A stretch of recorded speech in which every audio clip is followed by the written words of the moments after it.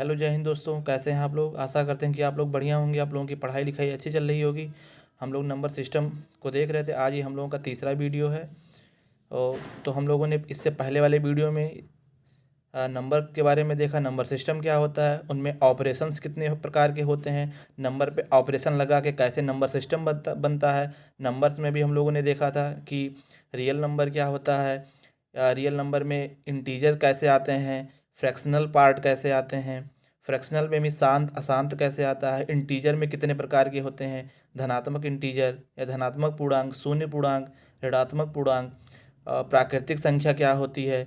और इनसे रिलेटेड कुछ क्वेश्चंस को भी हम लोगों ने देखा था। तो आज इसके और जस्ट पिछले वाले वीडियो में हम लोगों ने परमीय अपरिमेय के बारे में डिफरेंस देखा था कि परमीय हमारा शांत हो सकता है, लेकिन हमारा आवर्ती भी वो होगा, यानी कि उसमें जो भी दशमलव के बाद संख्या आएगा, वो यानी डिजिट आएगा, वो रिपीट करेगा, एक निश्चित पैटर्न में रिपीट करता है। लेकिन अपरिमेय में हम लोगों ने देखा कि ये अशांत होता है और क्या होता है, ये अनावर्ती भी होता है, यानी कि इसमें एक जो रिपीटिशन का निश्चित पैटर्न फॉलो नहीं होता, मतलब क्रम से रिपीट नहीं करता है, इरेगुलर मैनर में रिपीट होता रहता था। हम लोगों ने परमीय अपरिमेय के बारे में भी देखा था। उसी से रिलेटेड कुछ परमीय अपरिमेय से संबंधित कुछ क्वेश्चन भी हम लोगों ने यहाँ पे रखा है, उसको भी देखेंगे। तो पहले हम लोग प्राइम नंबर के बारे में देख लेते हैं कि प्राइम नंबर क्या होता है। तो प्राइम नंबर ऐसी संख्या को बोलते हैं जो एक से कटे और खुद से कटे, इसके अलावा किसी से ना कटे। मतलब जैसे देखिए, जैसे हमने 5 ले लिया, अब ये देखिए किससे किससे कटेगा, केवल एक से कटेगा, 5 से कटेगा, ये किसी से नहीं कटेगा। 3 को देख लीजिए, 3 किससे कटेगा, ये भी एक से कटेगा और 3 से कटेगा। अगर हम 2 को ले लें, अगर हम यहाँ पे 2 ले रहे हैं तो देखिए ये भी चाहे एक से कटेगा चाहे 2 से कटेगा। यानी ऐसी संख्या जो केवल खुद से कटे और एक से कटे, इसके अलावा किसी से ना कटे, उसको क्या बोलेंगे हम, प्राइम नंबर या अभाज्य संख्या बोलेंगे। इसको हम लोग एक भाषा में और बोल सकते हैं कि ऐसी संख्या जिसके अधिकतम दो ही फैक्टर हों। दो ही फैक्टर का मतलब कि कोई भी संख्या केवल दो ही चीज़ों से कटे, यानी खुद से कटे और एक से कटे। जैसे देखिए 5 है तो ये केवल एक से कटेगा और 5 से कटेगा। तो ये जो एक आया है और 5 आया है, ये क्या है, ये सब 5 के फैक्टर हैं। 5 जिन जिन चीज़ों से कट जाएगा वो सब क्या, वो सब इसके फैक्टर कहलाएंगे। तो 5 किससे कटेगा, एक से भी कटेगा, 5 से भी कटेगा। तो ये दोनों क्या कहलाएंगे, ये फैक्टर कहलाएंगे। किसके कहलाएंगे, इस 5 के कहलाएंगे। ठीक है। तो हम ऐसा भी कह सकते हैं भाज्य संख्या के बारे में, दो चीज़ें होती, चाहे आप ऐसे कहें कि ऐसी संख्या जो एक से कटे और स्वयं से कटे, इसके अलावा किसी से ना कटे, उसको अभाज्य संख्या बोलेंगे आप। या आप ऐसे भी कह सकते हैं कि ऐसी संख्या जिसके अधिकतम दो ही फैक्टर हों या दो ही गुणनखंड बने। ठीक है, आप ऐसे भी बोल सकते हैं। तो हमें लगता है कि आप लोगों को समझ में आ गया होगा। अच्छा, हम देख लेते हैं एक सबसे छोटा हमारा जो अभाज्य संख्या होता है वो क्या होता है, 2 होता है। ठीक है। अब आप लोग कहेंगे कि एक क्यों नहीं होता है। अब आप देखिए, एक हमने कहा था कि इसके जैसे ये कोई स्वयं से कटे और खुद से कटे, तो इसमें स्वयं भी वही है और खुद भी वही है। तो इसमें केवल एक ही कंडीशन फॉलो होता है, इसलिए एक को जो है हम ना भाज्य ना अभाज्य किसी में भी कंसीडर नहीं करते हैं। ना ये क्या है हमारा, ना भाज्य है ना अभाज्य है। तो ये आता किस में है, ये विषम संख्या में आता है, ये नेचुरल नंबर या धनात्मक पूर्णांक में आता है, ये पूर्ण संख्या में भी आता है। ठीक है, ये एक पूर्णांक है, ये एक परिमेय संख्या है। तो हम लोगों ने अभाज्य संख्या के बारे में देखा कि एक हमारा जो है क्या है, ये प्राइम नंबर नहीं है। क्यों नहीं है, क्योंकि इसमें केवल एक ही कंडीशन सेटिस्फाइड होता है। जैसे अगर दो था तो दो किससे किससे कटता था, एक से और स्वयं यानी 2 से ही कटता था। इसमें जब हम एक से तो कटेगा ही और स्वयं करेंगे तो स्वयं भी एक ही आएगा, इसलिए इसको क्या होता है कि प्राइम नंबर में कंसीडर नहीं किया जाता है। ठीक है। अच्छा, प्राइम नंबर क्या होंगे, जिसके मैक्सिमम दो ही फैक्टर बने। ठीक है। जैसे अगर 7 कोई कह दे तो 7 का एक 7 बनता है। 13, 13 को देख लीजिए, 13 क्या है हमारा, ये एक से कटेगा और 13 से कटेगा। ठीक है। तो अभाज्य संख्याएं क्या होती हैं, इसके केवल दो ही फैक्टर होते हैं, या तो ये खुद से कटता है या तो ये एक से कटता है, इसके अलावा किसी से नहीं कटता है। अभाज्य संख्याओं जैसे कभी कभी हमारे एग्जाम में चेक करने के लिए आ जाता है कि बताइए 101 जो है क्या ये अभाज्य संख्या है। तो हमें क्या करना होगा, दो तीन चीज़ें हैं। हम इसको जो है आप ऐसे भी चेक कर सकते हैं। अगर कोई संख्या अभाज्य है तो वो 6n+1, ठीक है, 6n+1, या ऐसे कर लीजिए, या 6n-1 इसके रूप में लिखा जाना चाहिए। एक तो नियम यह है, एक महत्वपूर्ण पॉइंट है, इसको नोट कर लीजिएगा आप लोग। हमने क्या कहा, अगर एग्जाम में आ जाता है कि अभाज्य संख्या, आप देखिए ऑप्शन में से, तो अगर कोई अभाज्य संख्या है तो वो इन नियम को फॉलो करेगा, यानी इस पैटर्न में अगर वो लिखा जाता है तो वो अभाज्य संख्या है, अगर नहीं लिखा जाता तो अभाज्य नहीं है। ठीक है, अगर वो अभाज्य है तो वो इसमें लिखा जाएगा, डेफिनेटली लिखा जाएगा। ठीक है, मेरी बातों को ध्यान से सुनिएगा। अगर वो अभाज्य संख्या है तो वो इन इन दोनों में से किसी फॉर्म में लिखा ही जाएगा। ठीक है, ये नहीं कि अगर आप इस फॉर्म में किसी को लिख दो और वो उसको बोल दो अभाज्य, नहीं।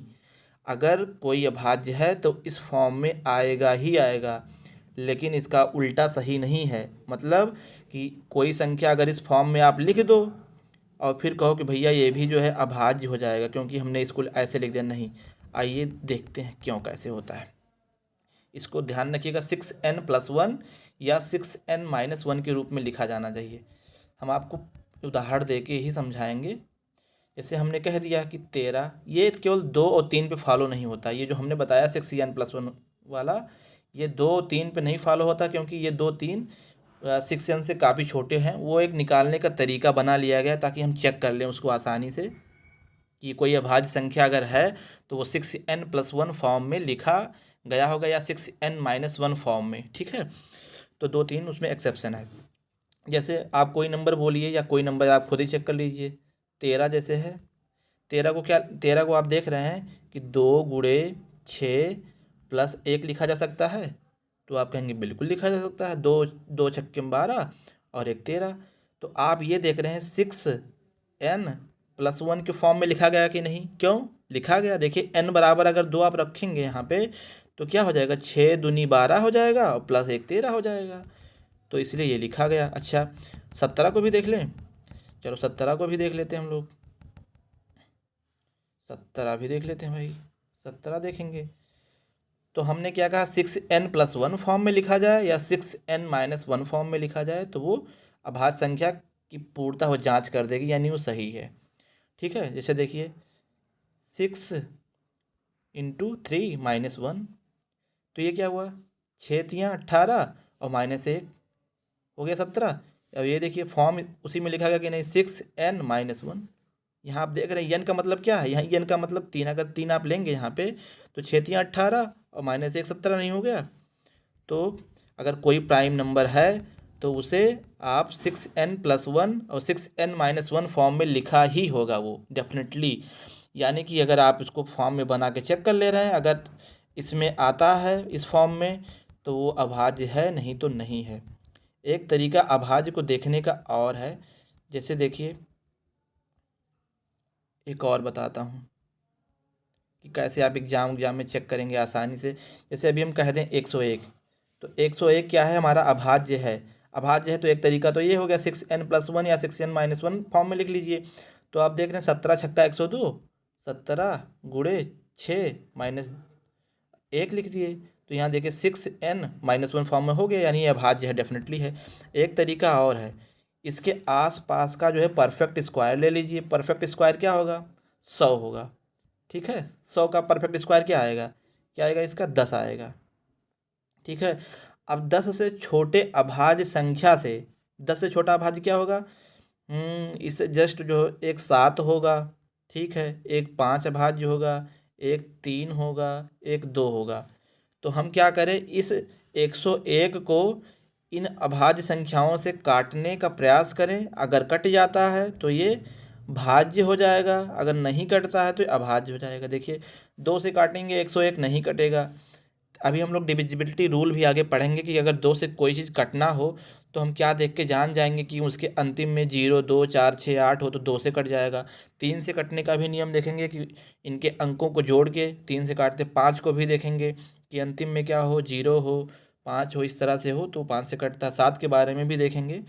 तो अब ये 2 से भी नहीं कटेगा, ये 3 से कटेगा, 3 से भी नहीं कटेगा, क्योंकि देखिए इसमें इसके डिजिट को जोड़ लीजिए, अगर वो 3 से कटे तब तो जानो 3 से कट जाएगा। यहाँ देखिए 1 1 2 2 आ रहा है, तो वो 3 से नहीं कटेगा, 5 से भी नहीं कटेगा, ये 7 से भी नहीं कटेगा। तो कुल मिला के 101 हमारा क्या हुआ, अभाज्य संख्या हुआ। यानी इसके पास के हम लोग परफेक्ट स्क्वायर नंबर को चूज करके, और इसका परफेक्ट स्क्वायर क्या आएगा, 10 आएगा, और 10 से छोटे अभाज्य संख्याएं 7 5 3, इनके थ्रू हम लोग चेक करेंगे, 2 के थ्रू। अगर इन चारों से कट जाए या अलग अलग जैसा नंबर रहे, जैसे हम लोग अभी एक थोड़ा प्रैक्टिकल देख लेते हैं कि 21 के बारे में देख लेते हैं। जैसे देखिए 21 को हमें, 21 क्या है, ये 3 7 21 है, ये कट जा रहा है, तो हमें चेक करना है कि क्या ये भाज्य वाले में आता है। तो इसके आसपास का स्क्वायर क्या होगा, हम लोग 25 ले लेते हैं, 25 परफेक्ट स्क्वायर ले लीजिए, तो क्या होगा, ये इसका क्या आ जाएगा, 5 आ जाएगा। 5 से जस्ट छोटा अभाज्य संख्या लीजिए आप लोग, 3 लीजिए, 2 लीजिए, ठीक है। अब ये देखिए 2 से कटेगा, नहीं कटेगा, लेकिन 3 से, 3 7 21 कट गया, यानी ये हमारा अभाज्य संख्या नहीं है, ठीक है। चलिए वो जाने रहिएगा कि इसके आसपास के परफेक्ट स्क्वायर निकाल के आप उससे जो छोटा अभाज्य संख्या होगा उसी के थ्रू हम लोग चेक करेंगे। अभाज्य संख्या के बारे में थोड़ा और देख लेते हैं कि कौन कौन सा अभाज्य होता है। देखिए सबसे छोटा अभाज्य जो होता है हमारा, वो 2 होता है, फिर उसके बाद में 3 5, फिर 7, फिर हमारा क्या होगा 11 13, ये सब सारे क्या होते हैं, अभाज्य संख्याएं होती हैं, ठीक है। सबसे छोटा अभाज्य संख्या, जब भी हम लोग कोई हमसे अगर पूछता है सबसे छोटा अभाज्य संख्या क्या है, तो हम लोग हमेशा धनात्मक पूर्णांक में ही कंसिडर करेंगे। सबसे छोटा अगर हमसे सम पूर्णांक पूछता है तब भी हम धनात्मक में ही जाएंगे। अगर वो पार्टिकुलरली ऋणात्मक कह देता है या हमको ऑप्शन में मिल जाता है ऐसा कुछ कि हमको, सबसे पहले तो आप प्रायोरिटी आपको किसको देनी है, धनात्मक पूर्णांक को देनी है। अगर आपको ऋणात्मक पूर्णांक भी ऑप्शन में मिल रहा है ऑप्शन के अकॉर्डिंग, तो आपको वो भी, जैसे भी कह दे कि बताइए सबसे छोटा धनात्मक पूर्णांक क्या है, तो अगर आपको पूर्णांक क्या है, सम पूर्णांक क्या है, तो उसके लिए आप 2 होता है, ये सम सबसे छोटा सम है। लेकिन अगर आपको ऑप्शन में -2 भी मिल जाता है तो आप उसको इग्नोर नहीं करेंगे, उसको भी लेके चलेंगे। लेकिन आप प्रायोरिटी किसको देंगे, अगर वो -2 को या किसी एक ऑप्शन को चूज करने के लिए बोल रहा है तो आप किसको चूज करेंगे, हमेशा धनात्मक पूर्णांक को। सम विषम भाज्य अभाज्य, ये सारी जितनी भी छोटी बड़ी बातें होंगी ये सब धनात्मक में ही कही जाएंगी। हाँ, यानी प्रायोरिटी इन्हीं को दिया जाएगा अगर ऑप्शन में ऋणात्मक वाला भी मिलता है और उनको लेके भी ऑप्शन बनाया हुआ है तो हम उन दोनों को ले लेंगे, नहीं तो हम धनात्मक पूर्णांक के बारे में ही चर्चा करेंगे। सबसे छोटा अभाज्य संख्या अगर हमसे पूछता तो क्या लगाएंगे, 2 लगाएंगे। ये देखिए एक प्रकार का सम भी है, कहीं कहीं ऐसा भी पूछ लेता कि सबसे छोटा सम अभाज्य संख्या बताइए, तो क्या होगा, 2 होगा, ठीक है। और कभी कभी आपसे ये पूछ ले कि सबसे छोटा भाज्य सम संख्या बताइए, सबसे छोटा भाज्य सम संख्या बताइए, तो उसके लिए हम क्या बताएंगे, सबसे छोटा भाज्य, थोड़ा इससे लिखा नहीं जाता, आप लोग वैसे जान लीजिएगा। सबसे छोटा भाज्य सम संख्या क्या होगा बताइए, ये देखिए 4 होगा, क्योंकि अगर हम 2 को ले लिए तो इसमें भाज्य सम संख्या पूछा है, वो क्या है, 2 अभाज्य है, इसलिए हम लोग यहाँ इसको नहीं लिए, ठीक है। ये जो दूसरा था। अच्छा, इसमें कभी एग्जाम में ऐसा भी पूछ लेता है कभी कभी कि बताइए 1 से 50 तक कितने जो है अभाज्य संख्याएं पाए जाते हैं, तो 15 पाया जाता है 1 से 50 तक। 1 से लेके 100 तक कितना पाया जाएगा, 25 पाया जाता है। कितना पाया जाएगा, 1 से 100 तक कितना पाया जाएगा, 25 पाया जाएगा, ये ध्यान रखिएगा, इंपॉर्टेंट है।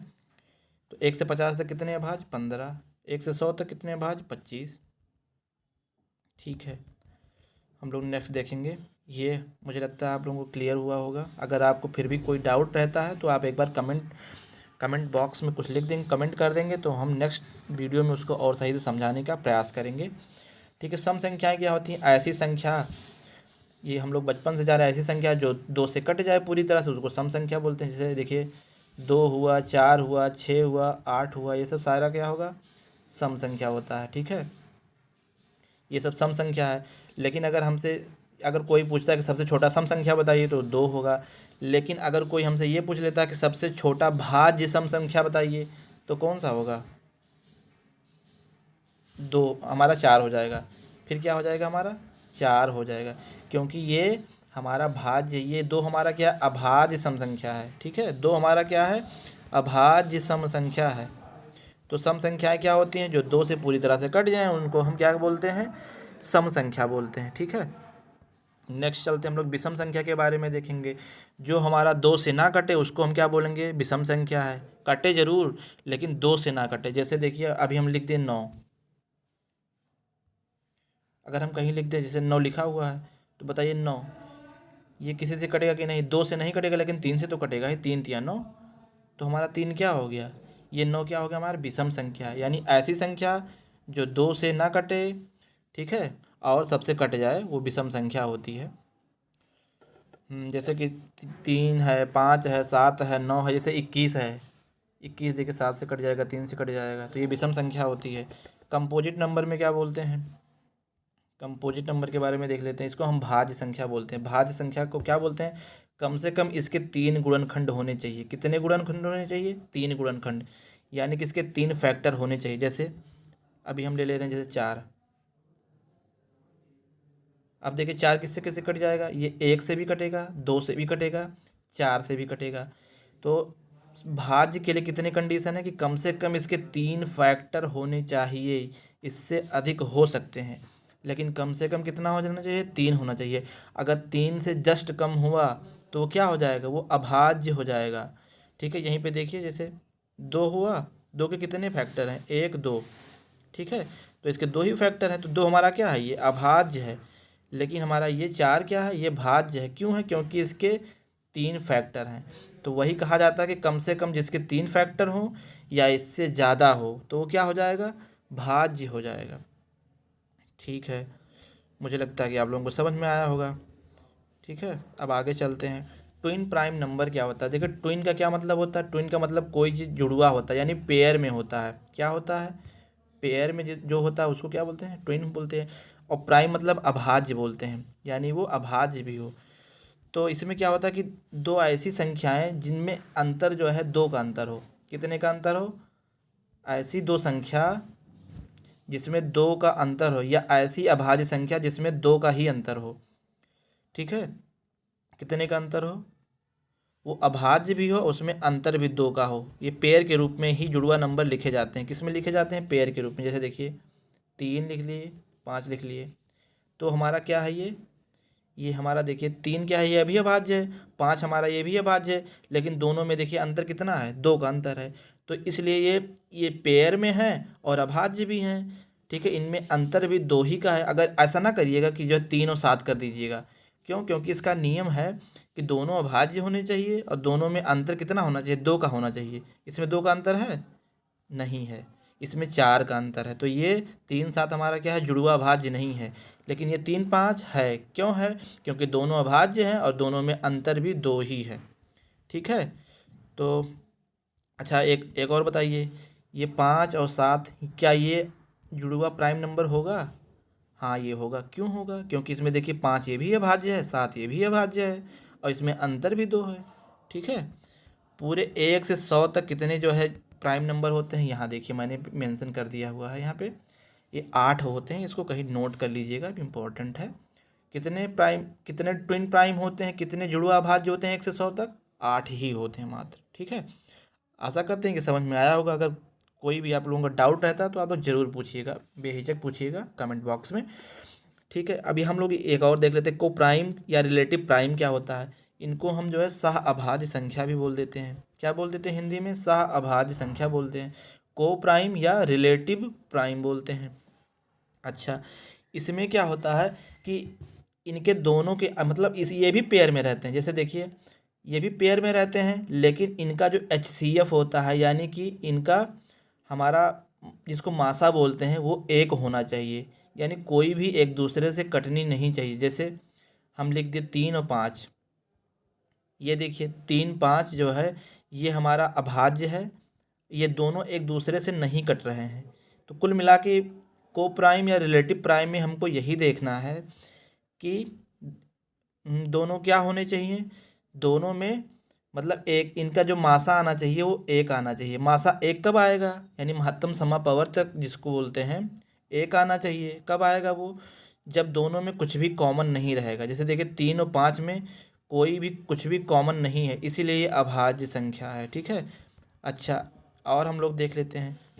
जैसे देखिए 2 लिख लिए, 5 लिख लिए, ये भी क्या हमारा, ये भी को प्राइम नंबर है, क्योंकि इन दोनों का भी देखिए मासा क्या होगा हमारा, एक होगा, महत्तम समापवर्तक एक होगा। यानी इन दोनों का HCF क्या होगा हमारा, हाईएस्ट कॉमन फैक्टर क्या होगा, यानी कॉमन यानी जिससे कटने वाला होता है एक ही हो, इससे ज़्यादा ना हो। अच्छा, अब हम लोग एक और देख लेते हैं जो नहीं होना चाहिए। जैसे अगर हम ऐसे लिख दें, 4 लिख दें और 6 लिख दें, तो क्या ये को प्राइम या रिलेटिव प्राइम है? नहीं है। क्यों नहीं है? क्योंकि देखिए इसमें भी 2 कॉमन है, इसमें भी 2 कॉमन है, यानी इसका मासा आप निकालने जाएंगे तो कितना आ जाएगा, 2 आ जाएगा। और हमें चाहिए क्या, इसका एक ही मात्र कंडीशन है कि इन दोनों, ये भी पेयर में रहेगा और इनका मासा या HCF क्या होना चाहिए, एक होना चाहिए। यहाँ 2 आ गया, इसलिए ये क्या है हमारा, को प्राइम या रिलेटिव प्राइम नहीं है। ठीक है। अच्छा, कुल मिला के ये है कि साथ साथ दोनों क्या होने चाहिए, अभाज्य होने चाहिए, यानी नहीं कटने चाहिए। इसी को हम क्या बोलते हैं, को प्राइम या रिलेटिव प्राइम बोलते हैं। ठीक है, आप लोगों ने जाना। जैसे देखिए ये एक 4 हो गया और एक हम ले लेते हैं 13। ये देखिए अपने आप में ये तो भाज्य है, ठीक है, लेकिन ये अभाज्य है। तो अब फिर भी देखिए ये इन दोनों का HCF क्या होगा, एक ही होगा, क्योंकि एक इसमें कुछ भी कॉमन नहीं है। क्योंकि अभी एक कॉन्सेप्चुअल हम लोग क्वेश्चन है तो उसको देखेंगे। जैसे देखिए इसमें ये क्या होगा, को प्राइम में एक हमारा क्या हो सकता है, भाज्य भी हो सकता है, एक अभाज्य भी हो सकता है। देखिए और एक हमारा क्या हो सकता है, जैसे कि दोनों भी हमारे जो है क्या हो सकते हैं, दोनों हमारे अभाज्य भी हो सकते हैं। जैसे 13 और 17 हम ले लिए, ये देखिए 13 क्या है, ये भी अभाज्य, 17 भी, ये भी अभाज्य है, और दोनों को प्राइम वाले नियम को भी सेटिस्फाइड करते हैं। इनका मासा कितना आएगा, एक आएगा। ठीक है। तो कुल मिला के को प्राइम में एक हमारा भाज्य भी हो सकता है, एक अभाज्य हो सकता है। दोनों क्या हो सकते हैं, दोनों अभाज्य हो सकते हैं, या दोनों हमारे भाज्य भी हो सकते हैं। जैसे अगर हम ये लिख लें 25 लिख लें और क्या लिख लें 24 लिख लें, तो ये देखिए 25 24 क्या है, बताइए, ये दोनों कुछ कॉमन है आपस में, नहीं कॉमन है। इनका मासा निकालेंगे तो कितना आएगा, एक आएगा। ठीक है, और इनका मासा एक आएगा। और ये दोनों क्या है देख रहे हैं आप लोग, अब की बार दोनों समी एक, ये भी कट जाएगा, 24, 3 अट्ठे 24, 4 छक्के 24, और ये 5 पच्चे 25, ये भी कट जाएगा। तो हमारा क्या होता है कि को प्राइम में क्या होता है कि बस जो 2 नंबर आपने चुने हों वो आपस में कुछ उसमें कॉमन नहीं होना चाहिए, यानी उसका मासा एक होना चाहिए। वो ऐसा भी हो सकता है कि वो दोनों जो है अभाज्य ही आप ले लिए हों, तब भी सही है। ऐसा भी हो सकता है कि एक आपका भाज्य हो और एक आपका अभाज्य हो। ऐसा भी हो सकता है कि दोनों ही आपका क्या हो, भाज्य हो, दोनों ही भाज्य हो। जैसे देखिए हमने 25 24 ले लिया था, आपका मन कहे आप जो है 4 ले सकते हैं, और क्या ले सकते हैं आप ले सकते हैं 9 ले सकते हैं। तो ये देखिए दोनों क्या है आपस में नहीं कटने वाले हैं, दोनों का मासा एक आएगा, इसलिए को प्राइम या रिलेटिव प्राइम कहलाएंगे ये। इसको समझिएगा 1 2 बार। नहीं समझ में आता कोई बात नहीं, बस केवल आप एक बार कह दीजिए कि हमको समझ में नहीं आया, इतना तो कह ही सकते हैं। ठीक है, हम लोग नेक्स्ट पॉइंट पे देखते हैं, हमारा क्या है, परफेक्ट नंबर के बारे में। परफेक्ट नंबर को हम हिंदी में क्या बोलते हैं, संपूर्ण संख्या बोलते हैं। संपूर्ण संख्या क्या होता है, जैसे देखिए अगर 6 है, 6 का फैक्टर क्या होगा, 6 जिन जिन चीज़ों से कट जाएगा वो 6 का क्या कहलाएगा, फैक्टर कहलाएगा। क्या कहलाएगा, फैक्टर, गुणनखंड जिसको बोलते हैं। जैसे देखिए 6 क्या 1 से कट जाएगा, आप बोलेंगे बिल्कुल कट जाएगा। 2 से मैं बोलूँ तो 2 से भी कहेंगे आप कट जाएगा। 3 से बोलूँ तो 3 से भी कट जाएगा। अच्छा, तो इसमें परफेक्ट नंबर में इस तरह से है कि इसके फैक्टर का सम क्या होना चाहिए, इसके बराबर आ जाना चाहिए। तो देखिए इसके बराबर होना चाहिए, लेकिन इसका फैक्टर एक 6 और भी था ना, 6 से, इससे भी खुद से भी तो कोई चीज़ कटता है, 6 से भी कटता है। तो इसमें इसके नियम में कहा है कि अगर आप इसको शामिल कर लेंगे, इस खुद को भी इसको शामिल कर लेंगे, तो क्या होना चाहिए, इनका जोड़ जो है इनके दुगना आ जाना चाहिए इसका। देखिए 6 3 9 2 11 1 12, 6 का दुगना आया कि नहीं आया, दोगुना आ गया। ठीक है, और अगर आप इस 6 को नहीं लेते हैं, इस 6 को या खुद को आप यहाँ पे नहीं लेते हैं, खुद को नहीं लिया जाता है अगर यहाँ पे, तो इनका सम क्या होगा, इनके बराबर आएगा। क्या आएगा, बराबर आएगा। तो हम लोगों ने परफेक्ट नंबर में ये जाना कि ऐसी संख्या जिसके फैक्टर का जो योग हो वो उस संख्या के बराबर हो, लेकिन इसका जो खुद का जो फैक्टर हो वो ना लिया हो। खुद यानी खुद जो है फैक्टर के रूप में इसको ना लिया गया हो, तब ये जो इसके फैक्टर का सम होता है वो इसके खुद के बराबर आ जाएगा। लेकिन अगर आप फैक्टर के रूप में स्वयं को भी इसको ले रहे हैं तो क्या होना चाहिए, इनका सम जो है दुगना आना चाहिए। ठीक है, जैसे देखिए अगर आप इस 6 को ना लें तो 3 2 5 1 6, ये 6 बराबर हो जाएगा। लेकिन अगर आप खुद, ये भी एक प्रकार का फैक्टर, ये 6, इसमें कोई दिक्कत नहीं, ये भी फैक्टर है। किसका फैक्टर? 6 का।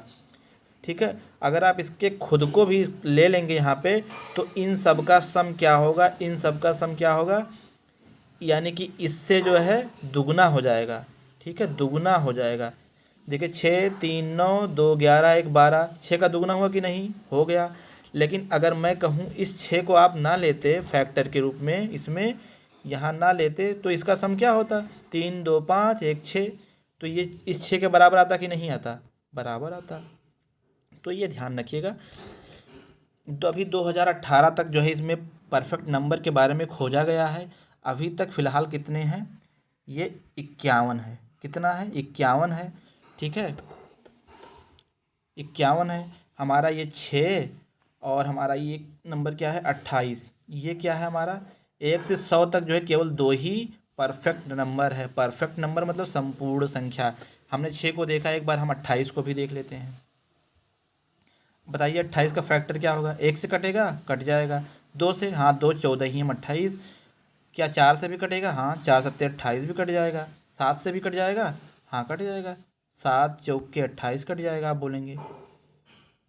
ठीक है, अच्छा और हम बोलें क्या 14 से भी कट जाएगा? तो आप कहेंगे बिल्कुल कट जाएगा। तो हमने ये कहा कि ऐसी संख्या जिसके फैक्टर का योग यानी इसके खुद के बराबर हो, लेकिन इसमें फैक्टर के रूप में खुद को ना लिया गया हो। ठीक है, देखिए यहाँ पे 28 का एक फैक्टर है, लेकिन यहाँ हमने नहीं लिया है। अगर हम इसको नहीं लेते हैं तो इसको छोड़ के इसके सारे फैक्टर का योग क्या होना चाहिए? इसके खुद के बराबर आना चाहिए। किसके बराबर आना चाहिए? 28 के। तो देख लीजिए बराबर आ रहा है। 1 + 2 1 3 हो गया, 3 4 7 7 7 14 14 14 28, देखिए आ गया। लेकिन अगर यहाँ पे खुद को भी शामिल कर लिया जाता तो क्या होता कि ये सब जो है हमारा यहाँ दुगना आ जाता। तब हमारा क्या आ जाता? तब दुगना आ जाता। यहाँ 28 भी शामिल कर लेते तो ये सब इनका सम क्या हो जाता? 56 हो जाता। यानी ऐसी संख्या जिसके फैक्टर का सम इसके बराबर हो, जिसमें कि फैक्टर के रूप में खुद को ना लिया गया हो। ठीक है, अगर खुद को भी ले लिया जाता है तो इनके सारे फैक्टर का सम, सारे फैक्टर का मतलब खुद को भी, सारे फैक्टर का सम क्या होगा? यानी इस संख्या का दुगना हो जाएगा। ठीक है, यहाँ 14 28 भी कंसीडर तो क्या हो जाएगा? वो दुगना हो जाएगा। तो 1 से 100 तक कितने परफेक्ट नंबर हैं? केवल 2 ही हैं। और 2018 में कितने परफेक्ट नंबर खोजे जा चुके हैं? 51 यानी 51 खोजे जा चुके हैं। ठीक है, आशा करते हैं कि आप लोग समझे होंगे। अच्छा एक चीज़ और देख लेते हैं, नॉन निगेटिव का क्या मतलब होता है? नॉन निगेटिव का मतलब होता है कि कोई चीज़ ऋणात्मक ना हो, बाकी चाहे जो हो। ठीक है, इसको ऋणेत्तर भी बोलते हैं।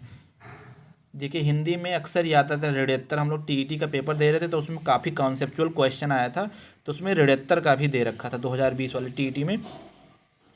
तो ये क्या है? ऋणेत्तर का मतलब होता है नॉन निगेटिव होता है, यानी कि कोई चीज़ निगेटिव। जैसे देखिए हम लोगों ने देखा था कि संख्या रेखा पे जीरो के बाएं तरफ क्या होगा? सारी चीज़ें निगेटिव में आएंगी। सारी चीज़ें क्या आएंगी?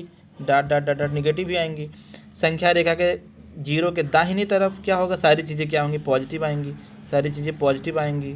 ठीक है, तो अगर हम नॉन निगेटिव की बात कर रहे हैं तो हम निगेटिव को छोड़ के इसमें सारी चीज़ों को ले लेंगे। देखिए यानी हमने निगेटिव वाला मिस कर दिया इतना सारा, इसको नहीं ले रहे हैं हम लोग।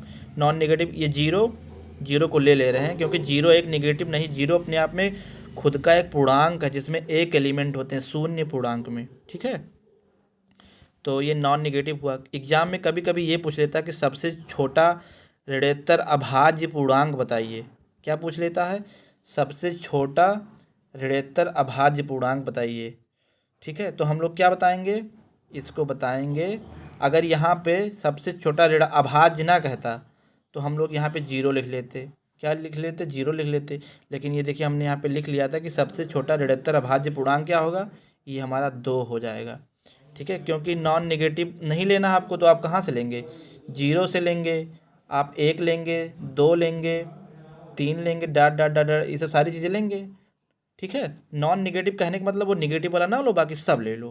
तो हमने जीरो लिया, लेकिन सबसे छोटा ऋणात्तर और अभाज्य भी लेना था, तो ये जीरो तो अभाज्य लेंगे नहीं आप, 1 को भी नहीं लेंगे, तो 2 ही हमारा सबसे छोटा अभाज्य था, तो इसलिए इसका आंसर क्या हो जाएगा, 2 हो जाएगा।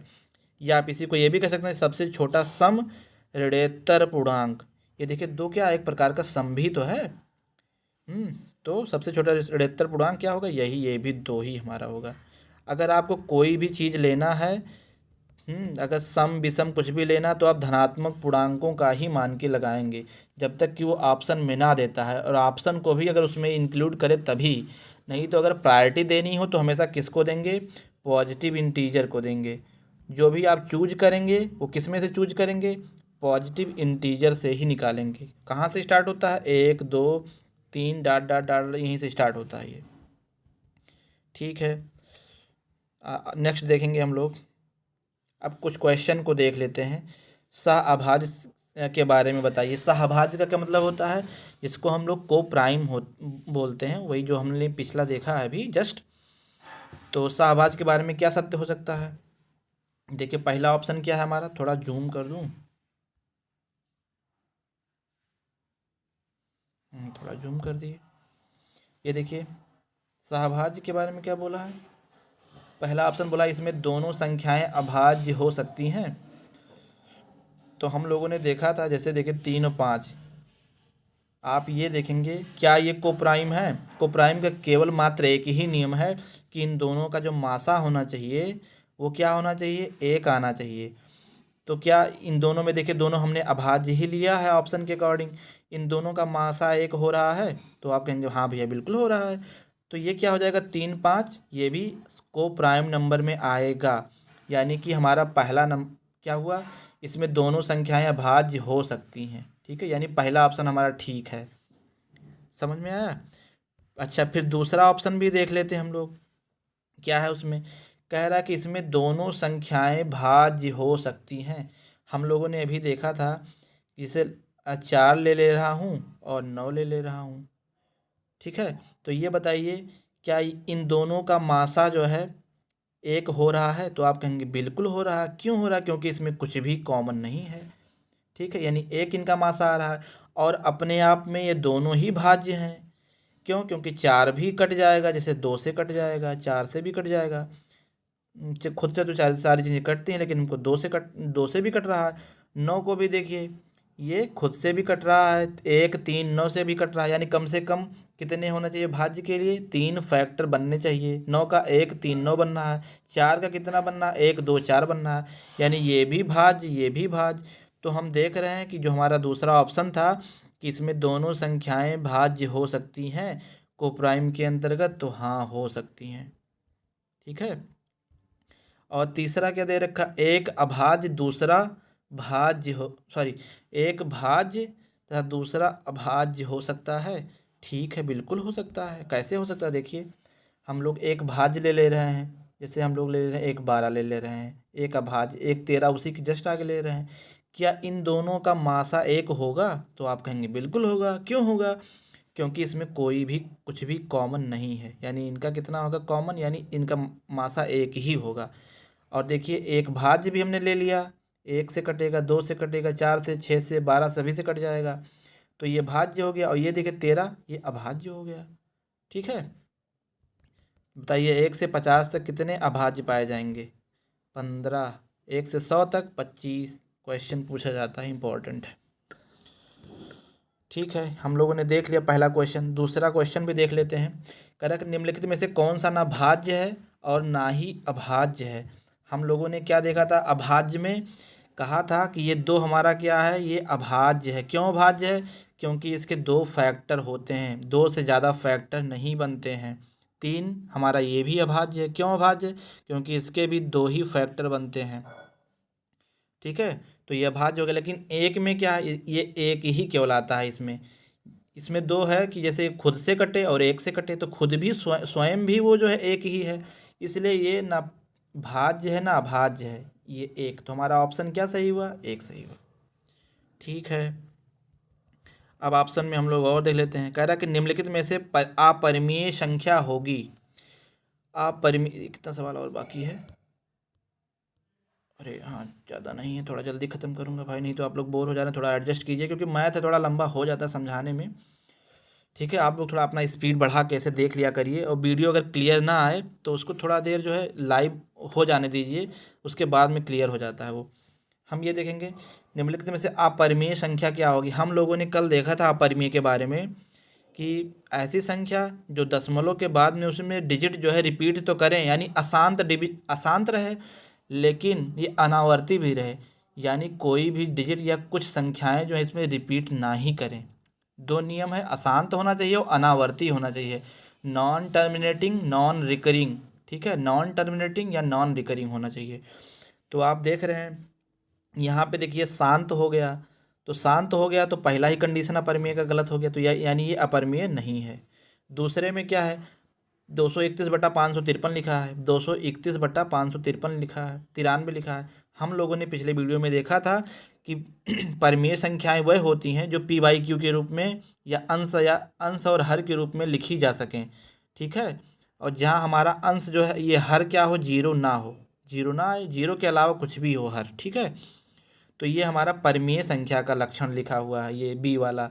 तो इसलिए हम इसको अपरिमेय में कंसीडर नहीं करेंगे, इसलिए हमारा ऑप्शन बी भी गलत हो जाएगा, क्योंकि इसमें क्या पूछा, अपरिमेय पूछा है। सी वाला देखेंगे, इसमें देखिए 0.45, इसको थोड़ा और जूम कर दूं। इसमें देखिए क्या पूछ रहा है, ये देखिए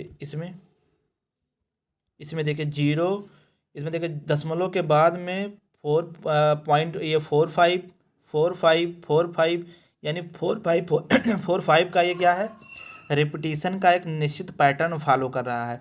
ये अशांत तो है लेकिन ये आवर्ती है, यानी इनमें दशमलव के बाद संख्याएं या डिजिट जो आ रहे हैं उनमें दोहराव है, उनमें आवृत्ति है। इसलिए सी क्या हो गया हमारा, ये भी जो है किसका लक्षण है, परिमेय का है, परिमेय है ये। अपरिमेय का देखते हैं, ये देखिए दशमलव के बाद देखिए डाट डाट डाट डाट करके अशांत हुआ है, भी ना अशांत तो है, पहला कंडीशन हो गया। फिर देखते हैं क्या है, निश्चित पैटर्न को फॉलो कर रहा है रिपीटिशन का। तो इसमें देखिए 1 2 12 आया, फिर 13 आ गया, फिर 12, फिर 14, फिर 12 15 6, यानी आप ये देख रहे हैं इसमें इसके रिपीटिशन का कोई निश्चित पैटर्न फॉलो नहीं हो रहा है, और अशांत भी है ये, यानी ये अशांत है और अनावर्ती भी है, अनावर्ती है यानी नॉन रिकरिंग भी है। तो ये हमारा क्या हो जाएगा, ऑप्शन डी, ये हमारा अपरिमेय हो जाएगा। क्या हो जाएगा, अपरिमेय हो जाएगा। तो क्वेश्चन के अकॉर्डिंग हमारा कौन सा ऑप्शन सही है बताइए, ये डी सही है। ठीक है, नेक्स्ट चलेंगे, इंपॉर्टेंट एग्जाम में पूछ लेता है ये सब सारी चीज़ें।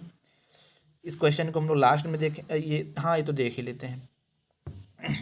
एन एक प्राकृतिक संख्या है, तो रूट एन, इसके बारे में आपको ये एक जनरल क्या दे दिया गया है, एक जनरल एक फार्मूला कह सकते हैं कि इन्होंने दे रखा है कि इन्हीं के आधार पे कंडीशन सेटिस्फाइड होना चाहिए। देखिए जैसे देखिए यहाँ रूट एन है, ये कह रहा है एन क्या है हमारा, एन को हमें क्या लेना है, प्राकृतिक संख्या लेना है।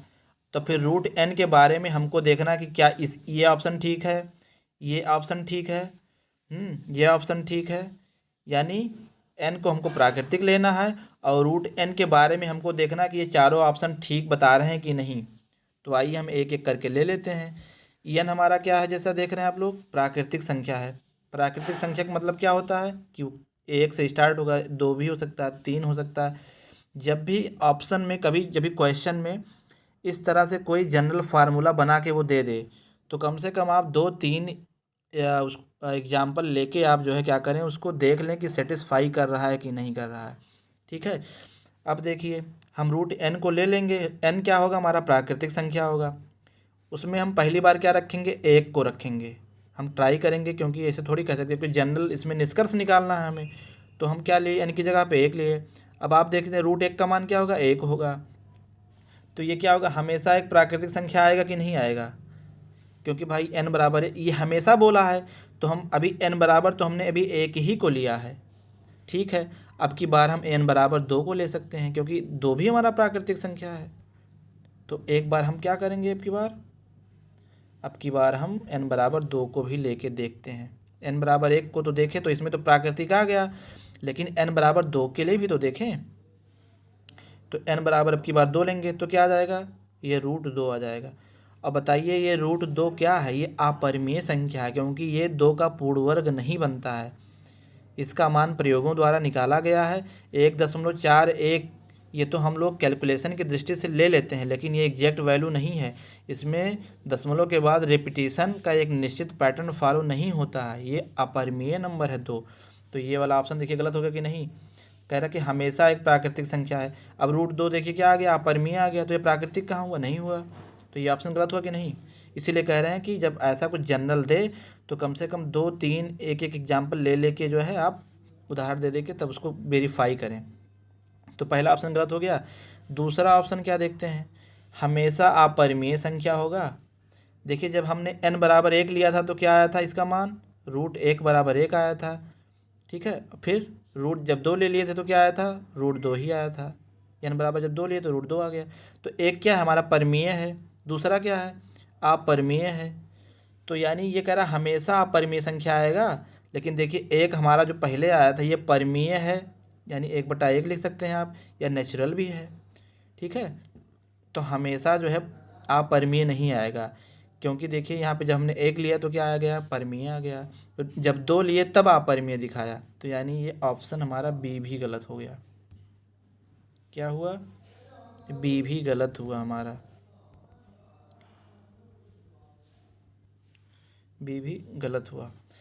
तीसरा देखेंगे, सी क्या कह रहा है, या तो परिमेय या अपरिमेय संख्या। तो हम लोगों ने देखा एक चौथा ऑप्शन देख लेते हैं, फिर उसके बाद में देखते हैं।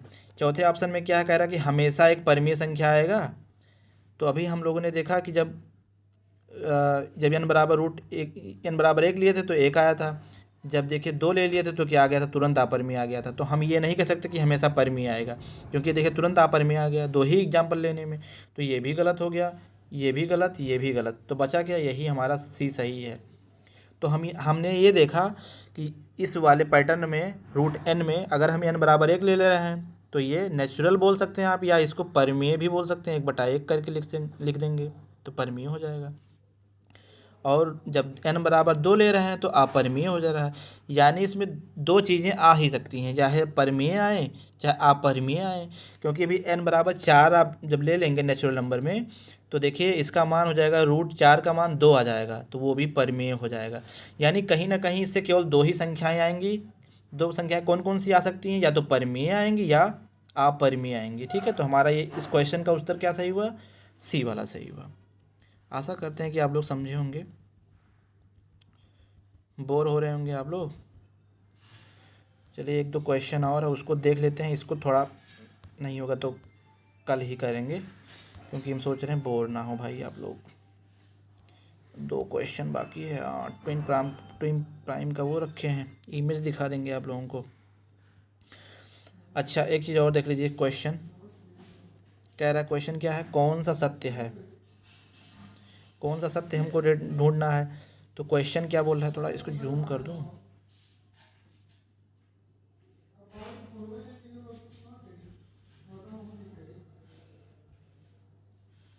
ये कह रहा है कौन सा सत्य है। पहला ऑप्शन क्या दे रखा, कह रहा है कि किन्हीं 2 परिमेय संख्याओं के बीच निश्चित परिमेय संख्या होती है। जैसे हमने 1 लिख दिया और 3 लिख दिया, ये 2 परिमेय संख्याएं हो गई। इनके बीचों बीच में क्या निश्चित परिमेय संख्या होगी, तो आप क्या कहेंगे। अभी हम कह दें 1/2, 1/3, ये सारा क्या है हमारा 1 से और 3 से छोटा ही आएगा। 1/4 ऐसे करते चले जाएंगे अनंत तक, 1/5, 1/6, 1/7, 1/8, 1/9, 1/10, डाट डाट डाट 1/इनफाइनाइट, यानी अनंत तक गिनते चले जाएंगे आप। ये कभी भी ख़त्म नहीं होगा। यानी कि हमारा ए वाला ऑप्शन क्या होगा, गलत होगा। यानी किन्हीं 2 परिमेय संख्याओं के बीच में अनंत परिमेय संख्याएं होती हैं। क्या बोलेंगे, किन्हीं 2 परिमेय संख्याओं के बीच में अनंत परिमेय संख्याएं होती हैं। ये थोड़ा कॉन्सेप्चुअल है, ये चीज़ें आती हैं एग्जाम में, इम्पॉर्टेंट है, क्योंकि नंबर सिस्टम को काफ़ी ब्रॉड दे रखा है, या कुछ ये बेसिक ज़्यादा लिया है नंबर सिस्टम को, तो ये सब सारे क्वेश्चन जो है एग्जाम में सीटेट हुआ या टेट हुआ या केबीएस के पॉइंट ऑफ व्यू से हम लोग अभी देख ही रहे हैं, तो इम्पॉर्टेंट है, ध्यान रखिएगा। तो हमने क्या देखा कि कौन सा सत्य है, तो हमने देखा कि ये वाला ऑप्शन गलत है यार। काहे गलत है? क्योंकि इसमें दो संख्याओं के बीच में या दो परिमेय संख्याओं के बीच में निश्चित परिमेय संख्याएं नहीं होती हैं, अनंत यानी कि अनिश्चित ही होती हैं। फिर कह रहा कि किन्हीं दो परिमेय संख्या के बीच में अनिश्चित या अनंत परिमेय संख्याएं होती हैं, तो हाँ होती हैं, ये ऑप्शन ठीक है।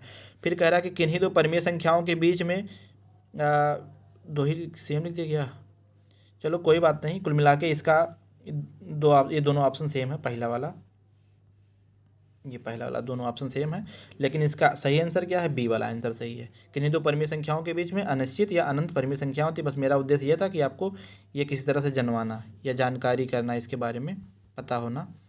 ठीक है, नेक्स्ट क्वेश्चन देख लेते हैं, ये लास्ट, हाँ बस लास्ट ही है भाई। निम्नलिखित के बारे में कौन सा कथन सत्य है? ये कथन क्या दे रखा कि दो अपरिमेय संख्याओं का योग, ये कह रहा कि अपरिमेय संख्याएं दो अगर लिखी हों कहीं पे, अपरिमेय संख्याओं को मैंने कहा क्या बोला था कि रूट में वो फंस जाएंगी तो अपरिमेय होंगी, चाहे वो पाई होगा या कोई संख्या ऐसा होगा जो नॉन रिपीटिंग होगा, ठीक है, या ये कह लीजिए कि नॉन टर्मिनेटिंग होगा, नॉन रिपीटिंग, मतलब इस तरह से होना चाहिए, अशांत और अनावर्ती होना चाहिए। तो ये देखिए कह रहा हमेशा दो अपरिमेय संख्या, देखिए ये क्या है, हमने ले लिया √2, और फिर ये देखिए एक और ले लेते हैं, ये माइनस में एक ले लेते हैं, तो देखिए ये भी अपरिमेय संख्या है, ये भी अपरिमेय संख्या है, ठीक है। इन दोनों को जब आप जोड़ेंगे तो क्या आएगा, क्योंकि एक प्लस में रहेगा एक माइनस में रहेगा, तो दोनों कट के क्या आ जाएगा? जीरो आ जाएगा। क्या आ जाएगा? जीरो आ जाएगा। और जीरो हमारा क्या है? जीरो हमारा क्या है? ये परिमेय संख्या के अंतर्गत इंटीजर में आता था। तो कुल मिला के ये ज़रूरी नहीं है कि हमेशा अपरिमेय संख्याओं का योग अपरिमेय ही आए। ये काफ़ी महत्वपूर्ण क्वेश्चन है, ये नोट करिएगा आप, ठीक है। तो कुल मिला के क्या हुआ, जबकि देखिए जैसे ये तो होता ही है कि रूट, जैसे दो अपरिमेय संख्याओं का योग अपरिमेय आता है, ये देखिए √2 + √3, ये भी अपरिमेय ये भी अपरिमेय, तो इन दोनों का योग जो है अपरिमेय आएगा, यानी इर्रेशनल आएगा। लेकिन ये ज़रूरी नहीं कि हमेशा ही आए। क्यों? क्योंकि देखिए ये एक बार हमने √2 ले लिया, हाँ, और एक बार हमने क्या ले लिया? -√2 ले लिया। ये देखिए ये भी अपरिमेय ये भी अपरिमेय, ठीक है। हमने इसको जोड़ दिया, यहाँ देखिए एक हमने क्या ले लिया था? एक प्लस वाला ले लिया था, एक माइनस वाला ले लिया था √2, तो दोनों जब जोड़े तो हम क्या आ गया? ये जीरो आ गया। और जीरो हमारा क्या है? ये अपरिमेय संख्या आया नहीं है, अपरिमेय नहीं है, ये परिमेय है। परिमेय में इंटीजर है, इंटीजर में शून्य पूर्णांक है, तो इसलिए हमारा पहला ऑप्शन क्या हुआ? गलत हो गया। क्या हो गया? पहला ऑप्शन गलत हो गया, ठीक है। तो ये पहला ऑप्शन गलत हो। फिर कह रहा है कि परिमेय या अपरिमेय होती है दो अपरिमेय संख्याओं का योग, हाँ ये इन्होंने ठीक लिखा है कि परिमेय या अपरिमेय होती है, क्योंकि देखिए अभी जीरो आ गया था, जोड़ के -2 + 2 को जोड़े, -√2 को जोड़े, किससे जोड़े? +√2 से जोड़े, तो जीरो आ गया था, यानी ये परिमेय संख्या आ गया था। लेकिन अभी हम ऐसा कुछ करें कि √2 + √3, इन दोनों को जब जोड़ेंगे तो क्या आ जाएगा? हमारा अपरिमेय ही आएगा। यानी कहीं ना कहीं हमें सभी चीज़ें क्या मिलेंगी? चाहे परिमेय मिलें, चाहे हमको रेशनल मिलें, चाहे हमको क्या मिले? इरेशनल मिले, तो केवल हमको यही सारी चीज़ें मिलेंगी। तो हमारा ये ऑप्शन बी वाला क्या हुआ? सही हुआ, ठीक है। और ये हमेशा परिमेय होती हैं ऐसा भी कहना गलत है, क्योंकि देखिए अभी √2 और √3 को जोड़ेंगे तो क्या आ जाएगा? ये देखिए ये भी अपरिमेय ये भी अपरिमेय, इनको जोड़ेंगे तो ये भी अपरिमेय, ठीक है। तो ये हमेशा परिमेय होती हैं, ये गलत है। फिर नेक्स्ट ऑप्शन क्या है? हमेशा प्राकृतिक संख्या होंगी। प्राकृतिक संख्या तो बिल्कुल होंगी ही नहीं कहीं, चाहे कम से कम जीरो वो आए, और जीरो प्राकृतिक संख्या नहीं है। जहाँ से गिनती स्टार्ट होती है उसी को हम प्राकृतिक संख्या बोलते हैं। कहाँ से स्टार्ट होती है? धनात्मक इंटीजर जो होते हैं, 1 2 3 4 5, ठीक है। तो हम लोगों ने इस क्वेश्चन को जाना, एक बार आप लोग ध्यान से देखिएगा। अगर कोई भी आपका डाउट रहता तो आप मन में ना रखिएगा, एक बार कमेंट कीजिएगा कि मुझको नहीं समझ आया, ये वाला कैसे समझाया। हम ज़रूर फिर से आपको कहीं ना कहीं किसी तरीके से समझाएंगे ही डेफिनेटली। ये ट्विन प्राइम के नंबर के बारे में हमने देखा था कि ऐसा जोड़ा जिनमें जो दोनों क्या हो? अभाज्य हों। क्या हो? दोनों अभाज्य हों, और दोनों में अंतर क्या हो? मैक्सिमम 2 हो, यानी दो ही का अंतर चाहिए, मैक्सिमम हो चाहे जो भी हो। देखिए जैसे 3 5 में कितने का अंतर, 2 का अंतर, दोनों अभाज्य हैं इसलिए ट्विन प्राइम। ठीक, 5 7 में देख लीजिए दोनों में कितने का अंतर, 2 का अंतर, और दोनों ही अभाज्य, दोनों ही अभाज्य। ठीक है, तो क्या हो जाएगा ये ट्विन प्राइम। 11 13 ये भी ट्विन प्राइम, क्योंकि दोनों ही अभाज्य हैं, दोनों में अंतर कितना है, कितना अंतर है, छोटा कर ले रहा हूँ थोड़ा। ये देखिए 17 19 ये भी ट्विन प्राइम है, ये भी देखिए 29 से 31 ये भी ट्विन प्राइम है, 41 43 दोनों 2 का अंतर, दोनों अभाज्य हैं, 59 61 दोनों प्राइम, दोनों में अंतर 2। ठीक है, इस प्रकार से हमने कहा था अभी कि 1 से 100 तक केवल 8 ट्विन प्राइम पाए जाते हैं। तो देख लिया जाए भाई, सही है। देखिए 1 हो गया 3 5, 2 3 4 5 6 7 8, देखिए ये हमने देखा 71 73, इससे आगे जाएंगे तो 100 से एबव हो जाएगा। तो हमारा सबसे छोटा जो 2 नंबर का जो जो एक डिजिट का जो हमारा ट्विन प्राइम होता है वो कौन सा होता है, ये भी एग्जाम में पूछ लेता है कि सबसे छोटा ट्विन प्राइम, या ऐसा पूछ सकता है कि सबसे छोटा ट्विन प्राइम बताइए, तो 3 और 5 का ट्विन प्राइम होता है। या पूछे एक डिजिट का सबसे छोटा ट्विन प्राइम, तो ये 3 5 होता है। कभी ये पूछ ले कि 3 अंक का सबसे छोटा ट्विन प्राइम कौन होता है, तो वो 101 और 103 होता है, ये जाने रखिएगा, ये इंपॉर्टेंट है। 3 अंकों का सबसे छोटा ट्विन प्राइम कौन होता है, 101 103। ठीक है, नेक्स्ट हम लोगों ने जो परफेक्ट नंबर के बारे में देखा था, क्या देखा था, हमने कहा था परफेक्ट नंबर में, यानी जैसे देखिए 6 है, इसका जो फैक्टर क्या बनेगा, 1 2 3 6 बनेगा, यानी इन सब से 6 कट जाएगा। ठीक है, जैसे 6 का फैक्टर कौन कहलाएगा, जो 6 को काट दे, 1 भी काटता है, 2 भी काटेगा, 3 भी काटेगा, 6 भी काटेगा। ठीक है, तो हमने परफेक्ट नंबर में ये देखा कि अगर हम इस 6 यानी इसके खुद को नहीं जोड़ते हैं तो इनके फैक्टर का योग इसके बराबर आएगा, 3 2 5 1 6 बराबर आएगा नहीं। लेकिन अगर हम इसके खुद को भी जोड़ देंगे, खुद को भी जोड़ देंगे, तो क्या हो जाएगा ये, यानी इससे ये दुगना हो जाएगा, इनका सम क्या हो जाएगा, दुगना हो जाएगा, इनके फैक्टर का सम इसके खुद से दुगना हो जाएगा। तो दोनों ही बातें ठीक है, कोई भी आप एक कहिए। हाँ, 28 में जैसे हमने देखा, देखिए 28 भी ट्विन प्राइम है, 1 2 4 7 14 28, इनसे खुद से कट जाता है। ठीक है, अगर हम इसमें ये खुद को नहीं लेते हैं तो इनका सम जो है, इनके फैक्टर का सम वो 28 के क्या होगा, बराबर होगा। लेकिन अगर हम फैक्टर के रूप में इनके खुद को 28 को भी शामिल कर लेते हैं तो इस फैक्टर का सम क्या हो जाएगा, इस 28 से दुगना हो जाएगा, क्या हो जाएगा, दुगना हो जाएगा। ठीक है, तो ये कुछ है ट्विन प्राइम, अभी तक सॉरी ये परफेक्ट नंबर हैं टोटल, इनको संपूर्ण संख्या बोलते हैं, ये भी इम्पोर्टेंट है, आने वाले एग्जाम में कॉन्सेप्चुअल भी पूछ रहा है वो। तो ये सारे ट्विन प्राइम हैं। ठीक है, अभी तक कितने ट्विन प्राइम खोजे जा चुके हैं, सन 2018 तक जो है खोज हुई थी, कितने खोजे गए हैं, 51 ट्विन प्राइम खोजे जा चुके हैं। ठीक है, तो ये रहा दोस्तों आज हम लोगों का क्वेश्चन, मतलब जितना तक ख़त्म हुआ, ये काफ़ी महत्वपूर्ण क्वेश्चन थे। और भी कुछ क्वेश्चन है नेक्स्ट हम क्लास में और उसको भी लाएंगे, एक नया टॉपिक भी सोच रहे हैं, डिविजिबिलिटी रूल लेके आएँ कि दो से कटने वाली संख्याएं, क्योंकि उसके आगे इस सब चीज़ों का यूज होगा। 2 से कटने वाली संख्याएं, 3 से कटने वाली कौन कटेंगी, 5 से कौन कटेंगे, 7 से 11 13, ये सब बहुत इंपॉर्टेंट है, 11 13 हुआ, 37 हुआ, ये सब बहुत इंपॉर्टेंट है।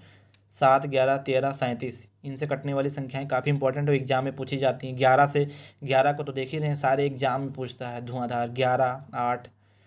ठीक है, तो हम आगे उसको लेकर डिस्कस करेंगे। हाँ, जितना हम लोगों ने आज डिस्कस किया, अगर इसमें आप लोगों को कोई भी दिक्कत होती है तो प्लीज़ आप लोग कमेंट कीजिएगा।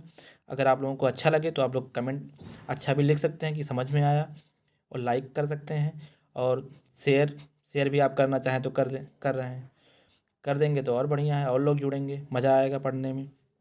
ठीक है, इसी के साथ हम लोग अपने वीडियो को आज यहीं पे जो है बंद करते हैं। आप लोग अपना ध्यान रखिएगा, खुश रहिएगा, मस्त रहिएगा। बाय बाय, टेक केयर, जय हिंद।